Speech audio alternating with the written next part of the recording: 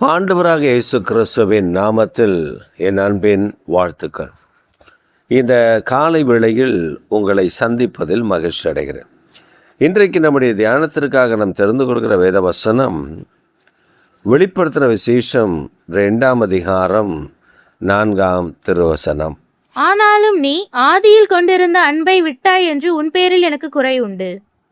ஆண்டவராகிய தேவன் 7 சபைகளுக்கு ஒரு செய்தியை அறிவிக்கிறார்.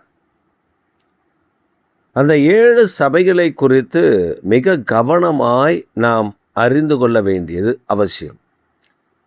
முதலாவது எபேசு என்கிற சபையை குறித்து ஆண்டவர் சொல்லும் பொழுது, எபேசு சபையே, உன்னை குறித்து எனக்கு ஒரு குறைவு உண்டு. என்னவென்றால், நீ ஆதியில் கொண்டிருந்த அன்பை விட்டுவிட்டாய். இது நாம் எபேசு சபைக்கு ஆண்டவர் சொல்லுகிறாரோ, அப்போ அவங்க ஆதியில் கொண்டிருந்த அன்பை விட்டு விட்டார்களோ என்று நாம் யாருக்கோ இந்த செய்தி என்பதை போல நாம் நினைப்போம்.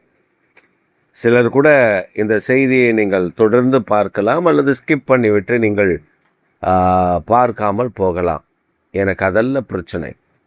தேவனுடைய வார்த்தை நமக்கு நேராக வரும்பொழுது we should receive the word and we should repent from our sins and lackness of faith. நம்முடைய விசுவாச குறைவிலிருந்தும் பாவத்திலிருந்தும் நாம் விடுதலை பெற வேண்டியது நமக்கு அவசியம். அப்போ ஆண்டவர் இன்றைக்கு நமக்கு பேச விரும்புகிறது, நீ ஆதியில் கொண்டிருந்த அன்பை விட்டாய். இந்த பிகினிங், நாம் ஆண்டவரை இரட்சகராக ஏற்றுக்கொண்ட பொழுது we prayed, நாம் ஜெபம் பண்ணுவோம், துதிப்போம், ஆராதிப்போம், வேதத்தை வாசிப்போம், வேதத்தை கட்டிப்பிடித்து கொண்டு தூங்குவோம், வேதத்தை நாம் உணர்வோம், வேதத்தின் மேல் நேசம் வைப்போம். இதெல்லாம் இருந்தது. வைராக்கியமான பேச்சுகள் இருந்தது. நாளடைவில் இந்த வாழ்க்கை சுழற்சி முறை மாறி அங்கே சில விசுவாசிகளுடைய இடரல்கள், விசுவாசிகள் செய்கிற தவறுகள், விசுவாசிகள் செய்கிற காரியங்களை நாம் பார்த்துவிட்டு, அவங்களாம் நல்லா தானே இருக்காங்க, அவங்களுடைய வாழ்க்கையில் ஒரு குறைவில்லையே, அவங்களாம் எப்படி என்ன தப்பு செஞ்சாலும் அவங்க செழிப்பாக இருக்கிறாங்க, ஆசீர்வாதமாக இருக்கிறாங்க, நன்மையாக இருக்கிறாங்க, அவங்களுக்கு ஒரு குறைவில்லைப்பா, நான் எதுக்கு பரிசுத்தத்தில் வாழ்ந்துக்கிட்டு ஆண்டவருக்கு உத்தமாக வாழ்ந்துக்கணும்னு சொல்லி நாம் விலகி வாழ்கிற ஒரு வாழ்க்கைக்குள்ளே, ஒரு ஏற்ற இறக்கத்துக்குள்ளே போய்விடுகிறோம். ஜெபம் இல்லை, வேத வசனம் இல்லை, துதித்ததில்லை, கர்த்தரை ஆராதிப்பதில்லை, கர்த்தரை மகிமைப்படுத்துவதில்லை, கர்த்தரை தேடுவதில்லை, கர்த்தருடைய நாமத்தை தொழுது கொள்வதில்லை, கர்த்தருடைய நாமத்தினாலே நாம் அவரிடத்தில் வேண்டுகிற வேண்டுதல்கள் இல்லை.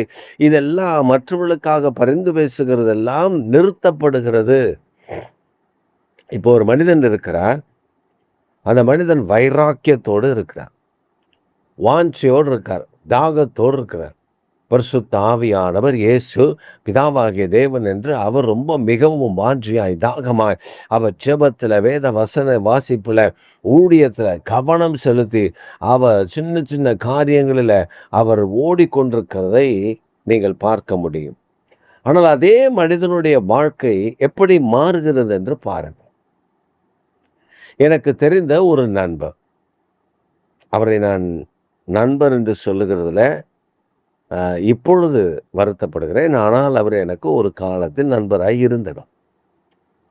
அந்த நண்பர் என்ன செய்வார் என்றால், வைராக்கியமாக இருந்தார், மிக வைராக்கியம். இப்படி ஜெபம் பண்ணணும், அப்படி ஜெபம் பண்ணணும், ஜெபத்தில் வளர்ந்தவர், வேத வாசிப்பில் வளர்ந்தவர். இன்னொரு நண்பர், எங்களுக்கு கூட இருந்த இன்னொருவர், அவர் இப்பொழுது ஒரு நல்ல போதகராக இருக்கிறார்.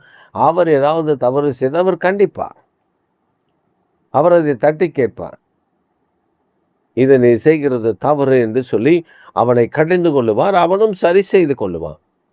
அப்படிப்பட்ட நிலையில் இருந்த ஒரு மனிதர். அவர் ஒரு கம்பெனியில் வேலைக்கு போனார். அதே போல் பல இடங்களில் அவருக்கு அவருடைய பக்தி வைராக்கியத்திற்கு தடையாக இருக்கிற வேலைகளை தூக்கி எறிந்துவிட்டு பக்தியாய் நடந்து கொள்வார். இப்படி ஒரு வேலையை அவர் செய்து கொண்டிருந்த பொழுது ஒரு நல்ல வேலை அவருக்கு கிடைத்தது. அந்த வேலையில் அவருக்கு லட்சக்கணக்கான ரூபாய் டர்ன் ஓவர் இருந்தது. இவருடைய கரத்தில் தான் அந்த லட்சங்கள் புரளும். ஒரு 10 லட்சம் 20 லட்சம் என்று ஒவ்வொரு முறையும் இவருடைய கரத்தில் அந்த பணங்கள் வரும். அதை இவர்தான் அந்த மெயின் ஆஃபீஸ்க்கு அனுப்பி வைப்பார். அப்போ இவருக்குள்ள ஒரு சபலம், ஒரு எண்ணம் ஏற்பட்டது. அந்த பணத்தில் கொஞ்சத்தை எடுத்து அது வரவு வைக்கல, வரவு வரணும், அங்கே சப்ளை பண்ணியிருக்கோம் இன்னும் வரல அப்படின்னு சொல்லிட்டு இவர் சில வேலைகளை செய்ய ஆரம்பித்தார். அது என்ன வேலைகள் என்றால், நான் ஜனங்களுக்கு சுவிசேஷம் அறிவிக்கப் போகிறேன் என்று ஒரு நல்ல காரியத்தை செய்கிறதை போல் ஆரம்பித்தார். யாருக்கு சுவிசேஷம்? அப்படி என்றால் ஒடுக்கப்பட்ட அல்லது ஜனங்களால் ஒதுக்கப்பட்டவர்கள். அப்படி என்றால் யார் அவர்கள்? நாங்கள் கேட்டபொழுது அவர் சொன்னார், அந்த விபச்சாரத்தில் இருக்கிறவர்கள், தேசியத்தனத்தில் இருக்கிறவர்கள்,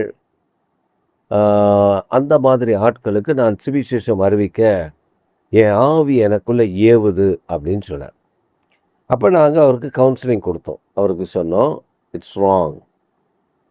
நீங்கள் சுவிசேஷம் அறிவிக்கலாம். எப்பொழுது அறிவிக்கலாம் என்றால், உங்களுக்கு திருமணமாகி உங்கள் மனைவியோடு நீங்கள் சென்று அவர்களை பார்த்து இயேசுவின் அன்பை சொல்லலாம். ஆனால் நீங்கள் இன்னும் திருமணம் ஆகவில்லை, திருமணம் ஆகாமல் அந்த காரியத்திற்கு போவீர்களே ஆனால் நீங்கள் விடுவதற்கான பெரிய வாய்ப்புகள் இருக்கிறது, மிக எச்சரிக்கையாக இருக்க வேண்டும் என்று சொன்ன பொழுது அவர் அதை அல்ல தட்டினார்.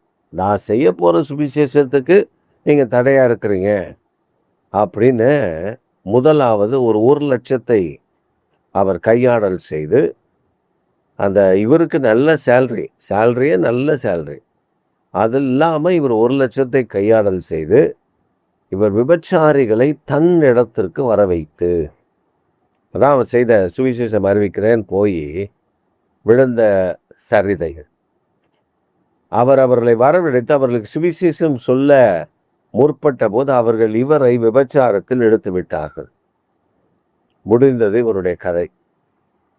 அப்புறம் அவங்க குடும்பத்தாருக்கு ஏதோ தவறு நடக்குது, பையன் ஏதோ தவறாக போகிறான்னு தெரிஞ்சு அவனுக்கு திருமணம் பண்ணி வச்சாங்க. திருமணம் பண்ணி வச்சோமே அவர் அந்த பழக்கத்தை விடவில்லை. ஸ்டெப்பாக அந்த பழக்கம் அதிகரித்தது. அவர் இப்பொழுது பெரிய மனிதர்கள், பெரிய இடத்தில் உள்ள விபச்சாரிகளை நாட ஆரம்பித்தார். கிட்டத்தட்ட அவர் கையாடல், அந்த கம்பெனியில் மாத்திரம் இவருடைய கையாடல் ஒரு 25 லட்சத்திற்கு போனது. கம்பெனி எம்டி விடுத்து கொண்டார். இப்படித்தானே ஒரு மனிதன், ஏற்கனவே ஒரு மனிதன் கொஞ்சம் பணங்களை கையாடினார். அவர் ஒரு 20-25 லட்சத்தை போல கையாடினார். இப்பொழுது இந்த 25 லட்சம் ஒரு குறைவு வருகிறது என்று சொல்லி அந்த விடுத்து கொண்டு வந்து செக் பண்ணிட பொழுது எல்லாம் வரவு வைக்கப்பட்டிருக்கிறது. ஆனால் இவர் செய்த சேட்டைகள் கையும் களவுமாக பிடிக்கப்பட்டார். இவருடைய பதவி பறிக்கப்பட்டு இவரை இந்த இடத்திலிருந்து பெங்களூருக்கு அவரை மாற்றினார். நீ கடனுக்குத்தான் இனி வேலை செய்ய வேண்டும், உனக்கு சம்பளம் இல்லை, 3 வேளை உணவு மட்டும் கொடுக்க ஏற்பாடு செய்கிறோம் என்று சொல்லி அவனுக்கு 3 வேளை உணவும் அவன் வேலை செய்கிற இடத்திலேயே ஒரு அறையும் ஒதுக்கி, குடும்பமே அங்கே தான் இருந்தது. அவனுடைய நிலைமையை பாருங்க. அவன் மனைவி நல்லா படித்தவள். அப்புறம் அவன் மனைவி கெஞ்சி அந்த எம்டி கிட்ட பேசின பொழுது அவர் பார்த்து, சரி பிழைச்சி போங்க அப்படின்னு சொல்லி அவர்களை மன்னித்து அந்த இடத்துலேருந்து அனுப்பி வைத்தார். இப்போ அவர் ஒரு ஹோல்சேல் பிஸ்கட் கடையில் பிஸ்கட் சப்ளையராக இருக்கிறார். அந்த மனிதனுடைய நிலைமை அவ்வளவு உயர்ந்த ஸ்தானத்தில் கர்த்தர் அவரை வைத்திருந்தார். அதை விட்டு விலகினார். இது எதை காட்டுகிறதுனால், ஆதியிலிருந்த அன்பை விட்டு விலகும்போது ஒரு பெரிய வீழ்ச்சி உண்டாகிறதை காட்டுகிறது. இப்போ அவர் எங்களை பார்த்து பேச வருத்தப்படுகிறார், கூச்சப்படுகிறார், மறைந்து போகிறார். அவருடைய மனைவி பேசுவார்கள், ஆனால் இவர் எங்களை பார்க்கவே அச்சப்படுகிறார். காரணம் அவருடைய அந்த காரியங்கள். நாங்கள் எவ்வளவோ சொல்லியும் அவர் கேட்கவில்லை. அதே போலதான் பரிசுத்த ஆவியானவர் இந்த காலை வேளையில நம்மோடு கூட பேசுகிறார். நீ ஆதியில் கொண்டிருந்த அன்பை விட்டுவிட்டாய் மகனே, நீ ஆதியில் கொண்டிருந்த அன்பை விட்டுவிட்டாய் மகளே, நீ உன்னை மாற்றிக்கொள், நீ திரும்பு, தேவனிடத்தில் வா, அந்த அன்பை விட்டுவிடாதே, அது உன்னை படும் பாதாளத்திற்குள் தள்ளிவிடும் என்பதை தான் இந்த காலையில் நம்மிடத்தில் சொல்லுகிறார். எந்த இடத்தில் அந்த அன்பை விட்டு விலகினோமோ, எந்த இடத்தில் அந்த அன்பை இழந்தோமோ, எந்த இடத்தில் அந்த அன்புக்கு அன்பின் காரியங்களுக்கு பணத்திலேயோ, விபச்சாரத்திலேயோ, வேசித்தனத்திலேயோ, பெருமையிலேயோ, அல்லது பகட்டான வாழ்க்கையிலேயோ, அல்லது பதவி மோகத்திலேயோ, எதுலேயோ ஒன்று நாம் இழந்திருப்போம். அதிலிருந்து மனம் திரும்பி, ஏசப்பா என்னை மன்னித்து விடுங்க, நான் இதுவரை கண் சொருகி போனவனாய் இருந்தேன், இப்பொழுது நீர் என் கண்களை திறந்திருக்கிறேன், நான் உம்மை பற்றி கொள்கிறேன், நீ உம்முடைய அன்புக்குள் வளர்வதற்கு எனக்கு கிருபை தாரும் என்ற ஒரு ஜெபத்தை செய்யுங்கள். கர்த்தர் உங்களை கைவிட மாட்டார், உயர்த்தி வைப்பார். ஆமென்.